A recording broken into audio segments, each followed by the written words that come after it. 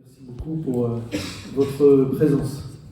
Je voudrais bien sûr saluer celui qui a été député très longtemps ici, notre ami Louis, Loulou.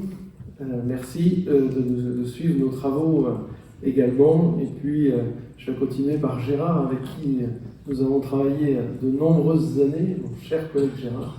Merci beaucoup d'être présent ce soir. Je veux bien sûr saluer d'abord Monsieur le maire, président de l'agglomération, mon cher Yannick. Les mots que tu viens de prononcer sont forts, rappelant notre appartenance les uns et les autres à ce double cœur. Aucun département français peut se vanter d'avoir le double cœur. Et tu as eu raison de le redire. C'est une appartenance qu'il nous faut continuer à cultiver, qu'il nous faut continuer à partager, y compris ou en particulier avec nos nouveaux arrivants, pour que le plus rapidement possible, ils se sentent eux aussi vendéens. Tu sais le faire, je souhaite que notre assemblée sache le faire aussi. C'est pour ça que ce soir j'aurai quelques projets à vous présenter qui puissent permettre à la Vendée de continuer à être une terre remarquable, une terre de l'excellence, une terre enviée. Merci beaucoup Yannick. Tourne mal. De partout, il s'embrase. La France n'y échappe pas, elle souffre, fracture.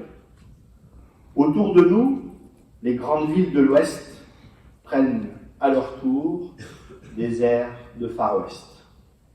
Trop souvent, la France se renie soi-même, rejette sa propre culture et déboulonne même parfois ses statuts.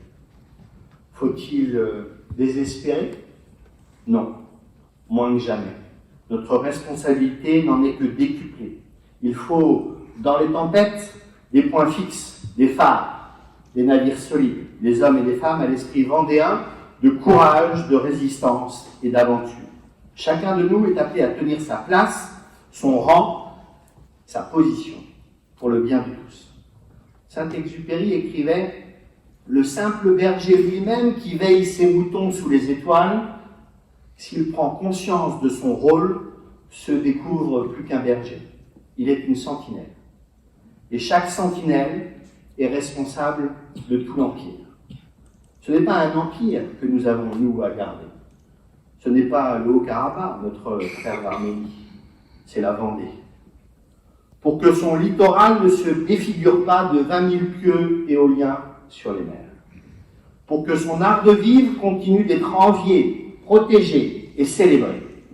Pour que ses paysages, ses villages et ses visages gardent leur lumière et leur beauté. Pour que ne cesse de souffler l'esprit d'entreprise et de solidarité.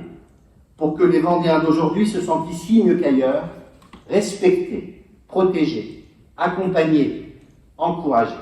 Vive les sables de l'Homme, vive la Vendée, que vivent et battent nos deux cœurs entrelacés.